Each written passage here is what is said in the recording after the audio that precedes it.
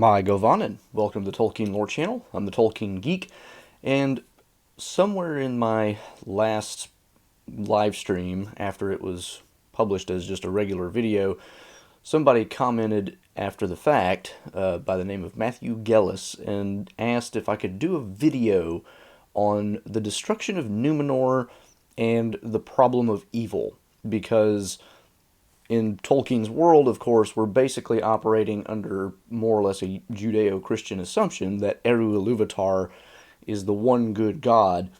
And the person had the question of, well, isn't the destruction of Numenor a little bit of a problem for that? Because couldn't he have saved the island or found some way to avoid, killing a bunch of innocents who might have still been on the island, or, something along those lines? And this question is very much the same kind of question that typically gets asked in actual theological debates, often between Christians and atheists, or Christians and, adherents to other religions. When you want to attack Christianity, one of the most common ways to do it is to attack the goodness of God, because that's such a central tenet of the faith. So people will often point to, say, the Israelite conquest of Canaan or other events like the flood to make the argument that, well, look, God isn't actually good because he kills innocents, he does, really nasty things, he allows evil to happen, all this kind of stuff. So there's some really deep theodicy stuff going on here. And for those of you not familiar, the word theodicy is literally just the study or argument over whether God is good, and the attempt to defend God as good. It's like an attempt to vindicate God in the presence of an attack on his goodness. So it's the same thing in Christianity as it would be in this question. It's just a little bit different, obviously, because here we're not talking strict theology, but the implications are basically the same, because if Tolkien's god, Eru, can be good, then it's on the same terms as the Christian god, because Tolkien is essentially using Eru as the Christian god, just in a pre-Christian, or even indeed a pre-Jewish era. So, can we salvage God's goodness in the face of the destruction of Numenor? Well, I'm not going to attempt to make an argument from a purely theodicy type position here, because I don't want to make this channel about theology. Don't get me wrong, I love discussing this kind of stuff too, and I think that you can do it, but I think an easier thing and a more appropriate thing for purposes of this channel would be to take the Numenor destruction and compare it to other events that happen, say, in the Bible, that would be parallel enough that we can say, if Tolkien can say that, the real Christian God is good in the face of these events in the Bible, then we can also say that Eru Iluvatar is good even in the face of the destruction of Numenor. Now, there are caveats to this point, because I don't know for sure exactly how literally Tolkien would have taken many of the events in the Bible that tend to get brought up in this particular vein. Did he believe that the Israelites literally conquered Canaan and wiped out whole peoples? Did he believe that, the flood literally covered the entire earth? These are things that people within Christianity argue about. Some people say the flood was really only local. Some say it was covering the whole earth. I mean, there's different points here. I'm not getting into the weeds of that. My purpose is simply to say, given what we have to work with, and that the comparison naturally is the Bible, if we can say that the Christian God is good despite some of the things there, then that parallel carries over to Numenor. And beyond that, like I said, if I go too much beyond that, I'm going to be delving just straight into theology. And I will make a few just general points, just because I think that's kind of necessary, and partially in making the parallels. And I do want to address a couple of his specific aspects of the question, which I will read in its entirety here in a minute. But I'm not going to use those general points to delve into a just huge deep dive into Theodicy and all that. That's not really the point of this channel. So I'm going to start by reading his question in its entirety, address a few general points, and then look at what I think is the best parallel in the Bible, and that'll kind of give us an idea of how we might think about Numenor, in a parallel way to the way that we think about, how the Christian God interacts with the world in the Bible. So let's start with the question first. There is one issue that I have never heard anyone discuss. Much is said about Tolkien's love of nature, etc., and it's all about peace, love, and understanding in his works. But why hasn't Tolkien been taken to task concerning the destruction of Numenor? It seems an entire civilization was held responsible for the decisions and actions of one bad king. Did the entire island of Numenor have to be destroyed? I'm assuming there were innocents, women and children, for example, who were wiped out in this genocide. Any chance you could do any episode on this subject? Truly enjoy your content and look forward each week to a new episode. Thank you. So, he specifically brings up the idea of women and children, innocents who have been killed, and I don't know that any prominent theologian has ever made this argument, but I have heard the argument, and I forget where. It's been a long time. But there is some idea, and this also goes to his point about why did the whole thing need to be destroyed for, basically one bad king. First of all, it's clear in the story that by this point, Numenor is majority kingsmen versus faithful. The faithful are a minority, and probably a small minority, and a good chunk of them are getting on boats and leaving. So it's not even really clear that there are any innocents left on the island. Now, we do have Tar Miriel, who we get the idea would have been probably a good queen. She was the daughter of Tar Palantir, who repented of what his prior ancestors had done in the last several generations and turned back towards, being faithful and friends with the elves and that sort of thing. And Miriel was then taken by force by Ar-Pharazôn, who was just so popular that nobody was really going to stop him. And of course, the Kingsmen were the majority, so it would have been really hard to stop him anyway, because he was this really prominent figure who was very popular with, most Numenorians, had power, used it, seized more power, forced Muriel into marriage, and she's kind of stuck. Now, was Muriel truly innocent? We don't know enough about her really to answer the question, so she's kind of a weird specific case, but we do see her at the end of the story trying to climb to the heights of Minaltarma to escape the waves, and the implication seems to be that she was in fact still faithful herself. But this goes to the broader point I was going to make about the, innocents who theoretically might still be on the island if there were any. The whole idea that a whole nation can be punished or destroyed for the actions of its bad king, it's a slightly more complicated thing than that, because yes, the king has the power and makes the rules and, does things like that, and has, in this case, the army and indeed a majority of the population on his side. But a king can only rule so long as his people let him. And there are clear instances in the story of faithful being taken and sacrificed, at Sauron's completely unholy altar to Melkor, or Morgoth, as he ought to be named, really. But so there's people who do speak up enough to be on the radar, and there were also people who were leaving Numenor, faithful who were leaving Numenor before the destruction, to go back to Middle-earth so they could get out of the situation. Which leads you to wonder if there are any faithful left in Numenor who aren't on those 9 ships that Elendil and his sons are commanding. Are they there because they're just too lackadaisical to do anything about the situation? Are they just stuck? Could they have done anything?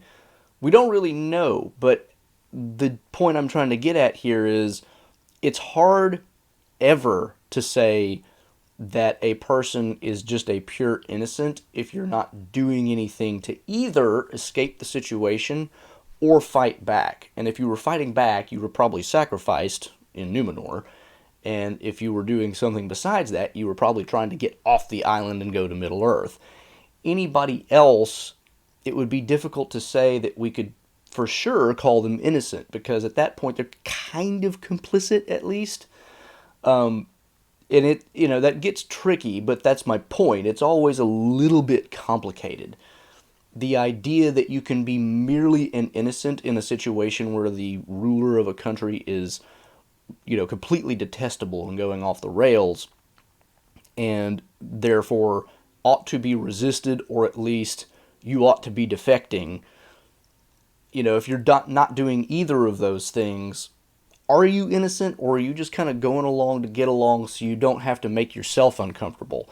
Because defecting or leaving your home is uncomfortable, let's face it. I mean, if you are valuing your comfort level and your ability to just stay where you are and not have to uproot, find a new place to live, that kind of thing, are you really innocent?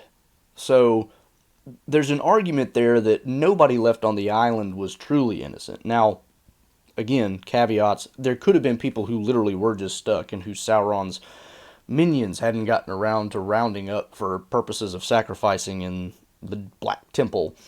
So you can never really say for sure one way or the other, but it at least raises the possibility that, maybe there weren't actually any innocents. And this extends to Tarmiriel herself. Yes, she was forced into marriage, but could she have done something? I mean, she could have resisted and forced Ar-Pharazôn to really do something nasty to her or get rid of her or something. But for years, she apparently did nothing. And again, that seems to indicate maybe she was just kind of going along to get along so that she didn't, either end up in jail or on, the chopping block, literally, or who knows? I mean, but again, we don't know enough about her story to know exactly what's going on for the most part. But the fact that the story goes on for so long after Ar-Pharazôn takes power and she is still there at the very end tends to make me think that she could have done more than what she did, even if it was just to make, to keep trying to get Pharazôn to change his mind to the point that he gets irritated and gets rid of her or something.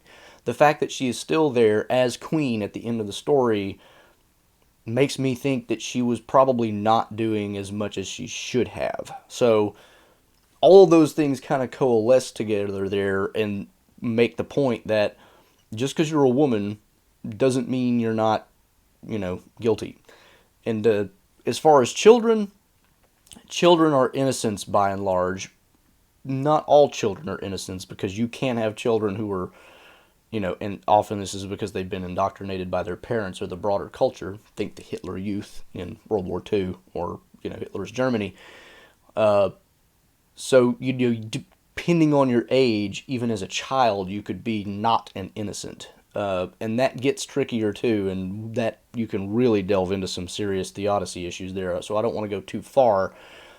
But again, this is a civilization in decline, and it's a really nasty one. And one wonders if Tolkien even considered that there would have been many children in Numenor at this point. Because from his point of view, as a Catholic especially, civilizations that are really going downhill in a moral sense probably are abandoning their what he would consider their human duty to reproduce and, continue the species. So you have to wonder if he would have already considered them to be kind of dropping off in that regard and not reproducing as much anyway. But even if they were, again, a lot of children at a certain age, they become not mere innocents. I mean, and Tolkien even kind of addresses this in the Lost Road story, which he never finished, sadly, because I would have loved to have read the whole thing. I'm pretty sure I've done a video on that. If I have, I will link to it in the description below. But in the Lost Road story, we get a glimpse of, I forget now if it's Valandil and Elendil, or if it's Elendil and one of his sons. I forget exactly the two characters that it is, but one of them, the father, is very clearly a faithful. And the son, it's not so clear, but one thing that is clear is that he is afraid, at least, of his father getting into trouble, and therefore doesn't want to make an issue out of anything. Now, I think in the story, the son is an adult, or at least very nearly an adult. But you can imagine this conversation happening even if the child was 12, 10. You could be aware enough at that age to be in a position to be afraid enough to make decisions that would be not innocent at a minimum. Now, once you get down to babies, those of course are innocents, and there you just have to run into the question of real theodicy. But again, I'm not going to get into that level of detail. But again, true innocents, most of them, I would assume at this point, are probably on those 9 ships getting ready to go. And the one thing I will say as far as infants goes, if there were infants who were infants of, children of the king's men, are they really going to be innocent in 5 years or however long? Probably not. I mean, if you're getting raised by that culture, you're going to fit into that culture by and large. I mean, people don't tend to stray too far from their parents as a general rule. There are exceptions. So at some point, those children are not going to be innocents. There's almost no chance that if you're raised in that, milieu, that you're going to grow up and be, oh, I'm going to be an elf friend. That's just not going to happen. So that's the only thing I'll say about that. But that doesn't mean that they're not innocent as infants. But that's just a point that I wanted to mention. So those are kind of the general points that I wanted to raise. Now let's look at a biblical parallel to this story. And one might be tempted to look at the flood, because indeed Numenor is flooded in a sense, in that it drowns, under the ocean. But that's not the one that I want to look at, because in the flood story, we are basically explicitly told that literally everybody other than Noah and his family are all bad. And we're not told that about Numenor. We're not told that everybody not on those ships is, at least I don't think we are, that everybody not on the ships is of the king's men and, a bad person. So I don't necessarily want to use that example, although it certainly does bear a lot of resemblances. And speaking of floods, I actually did want to mention one other general point about, why did he have to destroy the whole island? Well, you have to remember that the thing about the way this goes down is it's not just the destruction of Numenor, it is the separating of Valinor from Middle-earth. And the way that has to be done is a huge chasm in what was then, in the old conception at least, a flat earth has to be made, and the world made round, and that chasm has to fall somewhere between Valinor and Middle-earth, and what's in the middle? Numenor.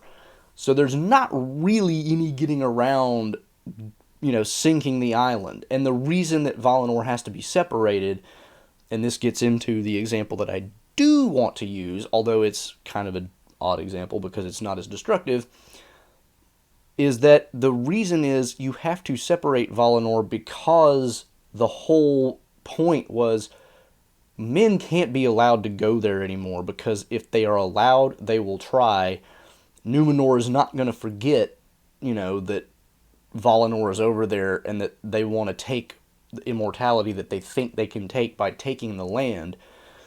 And so Valinor just has to be separated so that men don't, in their arrogance or pride or whatever, try to take what is not theirs and what they can't get anyway. So that leads into my biblical example, which is the Tower of Babel. And the Tower of, or Babel, depending on how you want to pronounce it. Some people pronounce it one way, some the other way. I use Babel because that's where we get the word Babel from.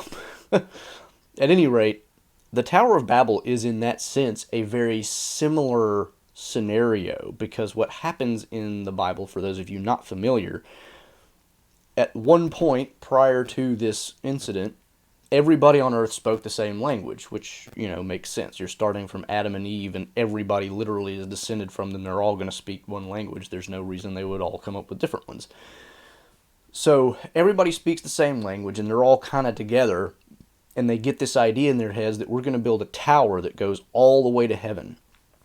And it's not exactly made clear the details, but what we get is God basically says, if they all get together to do whatever, there's really nothing they can't do, and nothing's going to stop them, and they can't be allowed to do this. So I am going to confound their languages. They're all going to end up with different languages, which will keep them from all coming together and doing this, and it'll separate them into different groups, and that'll keep things from getting to this point again.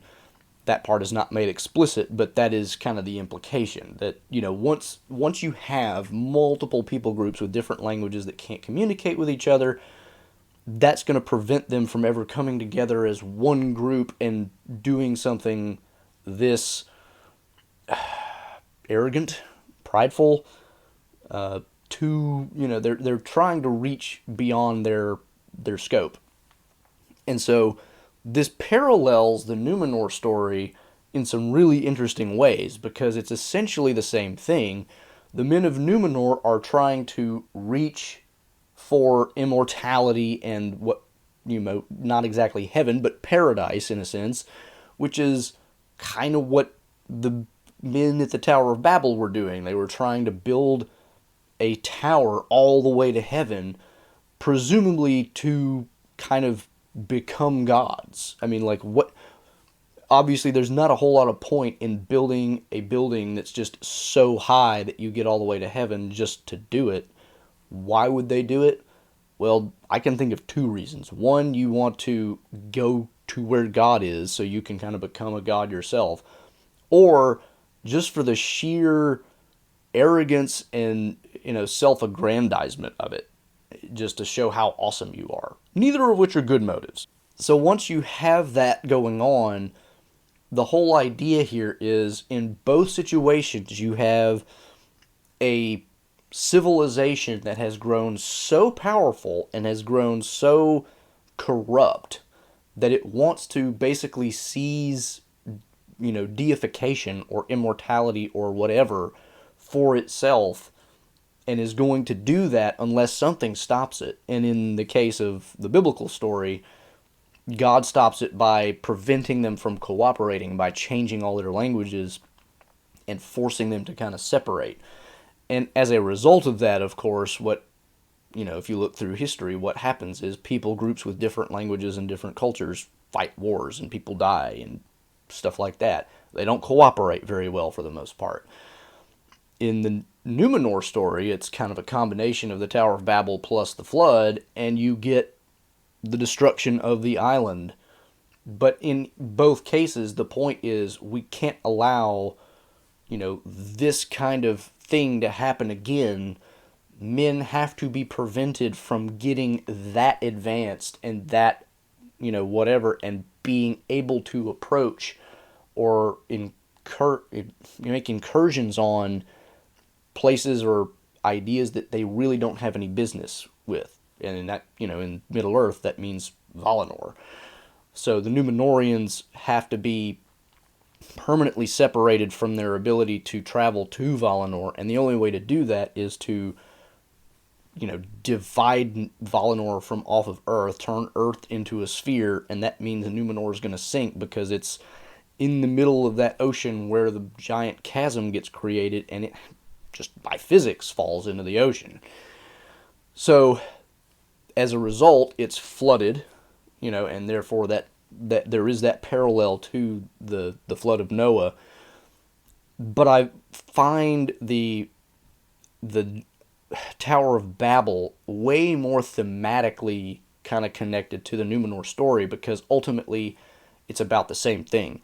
The flood of Noah happens merely because everybody in the world is corrupt except Noah and his family, and God's just like, okay, this has gone too far. People need to be wiped out because they're all evil. Start over with Noah and we're okay, at least for a while.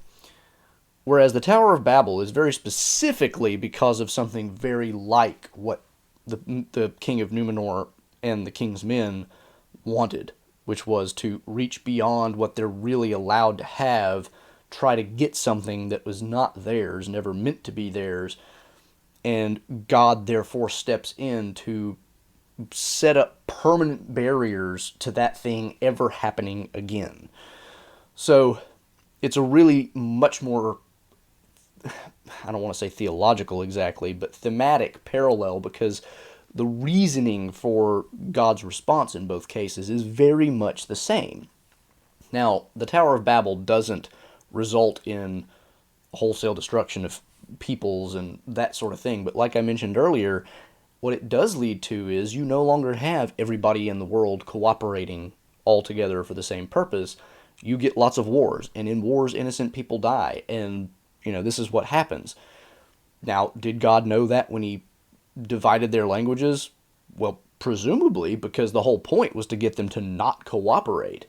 And ultimately, how do you get people to not cooperate? By making them enemies. Because if you really wanted to cooperate, you still could. We found ways to translate languages and do things, so that people can communicate to this day. At this point, everybody in the world could theoretically come together, but they don't, because they tend to be more hostile than otherwise, even when we have, ways to communicate and try to cooperate in ways that we couldn't if we didn't have those interpretations, right? So the idea here seems to be that God made the calculation. It is better in the long haul that there be some death and destruction, even of innocence, versus allowing humans to, all come together, become completely corrupt, and reach for something that they shouldn't have, and, come pretty close to doing something that might be. And the implication here is, of course, always really interesting. It's like, what actually would humans have achieved if they had accomplished their goal with the Tower of Babel? It's not clear, and there's a lot of different random theories about that, and I don't think it's really that important which one you take, but the idea mainly is humans can't be allowed to all be on the same page, and because humans corrupt, this is like the Judeo-Christian worldview, humans are going to fall. They're fallen, and they're going to fall farther, and if you let them all get together and cooperate, it's only going to be worse. And if they can all cooperate and do something like, try to build a tower that goes all the way to heaven, whatever exactly that means or implies, that's even worse. So the calculation was, if they are allowed to continue down this path, it's going to be worse than if we just separate them all, which will lead to some people dying, but it will still be better in the long run. And that's a calculation that God could make, because God, in the Judeo-Christian worldview, knows enough to make that calculation. And so you have that, and again, this goes back to the whole part of the reason why I don't think the flood is really the best example, although there are a lot of interesting and weird parallels with the Numenor story. That's another reason why the Tower of Babel is better than the better than the flood as a parallel to Numenor, because yes, while innocents on Numenor die in a flood-like situation, it's not the whole world being wiped out like the flood. It's a large, but still much smaller portion of the entire human population. So, while there may be innocents dying in Numenor, they more closely parallel with the innocents that die in wars which occur as a result of languages and cultures being separated, rather than all the people in the world dying in a great Noatian flood. So that's why I think the Tower of Babel is actually a better example, because when you look at it, the scale is actually a lot smaller than the Noatian flood, and it's the reasoning behind it is also very parallel. Whereas with the Noatian flood, like I said, it's merely that the whole world is corrupt, not that they're trying to all get together and achieve something that they shouldn't. Now, Numenor obviously is not the whole world, and therefore it's not the whole world coming together to try to achieve something, but it is a civilization which is so advanced that it could be compared to the Tower of Babel. And that is one theory, is that the Tower of Babel situation, the human civilization at that time was so advanced that they were able to do things that they were not capable of doing later. How accurate that theory is, nobody really knows, but it's an interesting thing to think about. Like, what could they have actually achieved? I mean, we have skyscrapers today which are taller than basically anything that was built by any of the ancients. Could they have outdone skyscrapers? I mean, you get the whole, population of the entire world together, and we don't know what size that would have been at the Tower of Babel, but if you get tons and tons and tons of people together, we already know that what one little nation of Egypt could do. They could build huge pyramids. If you get everybody together, how big could that pyramid be? Taller than a mountain? Who knows? So that's why I use this example, is because it's a lot more parallel if you really look at the details. So if you can say that God, in splitting up the nations, creating the nations basically, because there wasn't really nations before Babel, if you take that story to be literal. At Babel, he divides the people into nations with different languages, and that has the result of innocent people dying down the road, and that's more or less an inevitable result. If a god in that scenario can be good because he can calculate, well, in the long run, that's still better than the alternative, well, Eru Iluvatar could still be good in the destruction of Numenor. Now, again, there's a lot more deeper arguments that you could make in terms of the theodicy of the thing and, just really diving deep into that issue. But, like I said, I'm not trying to make this a theological video, although you have to touch on it a little bit, obviously. But I think if, for purposes of the channel, since this is a Tolkien channel, and I don't want to just turn it into a theological video, I think, for Tolkien as a Catholic, if he's looking at the Bible and saying, okay, here's these different stories that happen where, God's goodness can potentially be called into question, he takes those, parallels them in the story of Numenor, and for Tolkien, if he believes that the Christian God is good despite these things that happen in the Bible, then that transfers over, I think, rather well to the Numenor story, because like the Tower of Babel situation, God steps in to prevent men from becoming so advanced and so powerful that they can do something which has unknown ramifications, really. And as a result, innocent people will die in the future. It's kind of inevitable. So, do I think that Tolkien necessarily thought about it in that level of detail? No, probably not. But he very well might have. I mean, he thought about a lot of things a lot of the time. He was constantly thinking about Middle-earth, and he was also constantly thinking about ways to make it consistent with his own faith, and how much that went into theodicy, I don't know, because most of what his writings relate to is not that, although he does touch on that in some places. But Numenor started as just his way of trying to do the Atlantis myth, and it just kind of, became part of his, overall legendarium, and there you go. But I certainly think if you asked him, are you really comfortable with God stepping in and destroying the island of Numenor, I think he would probably find ways to connect it to biblical stories like these and say, well, if my God is good despite doing these things, I don't see why Eru Iluvatar wouldn't be good despite destroying the island of Numenor. So, those are my thoughts on that topic. Like I said, there's a ton more stuff we could discuss here. Feel free to discuss in the comments. If you're going to get into theology in the comments, I don't care, but please, please, please keep it calm, cool, and collected.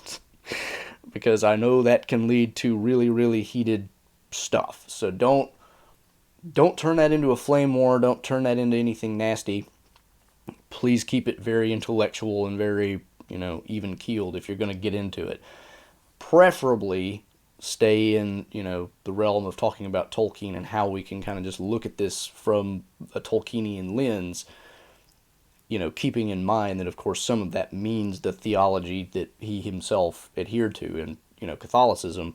So you're going to bring in theology in one way or the other. But, I think the main point here is, like I said, for my channel is to keep it Tolkien focused and not turn it into a big theological debate. I don't care if y'all want to have a theological debate. Just like I said, keep it nice.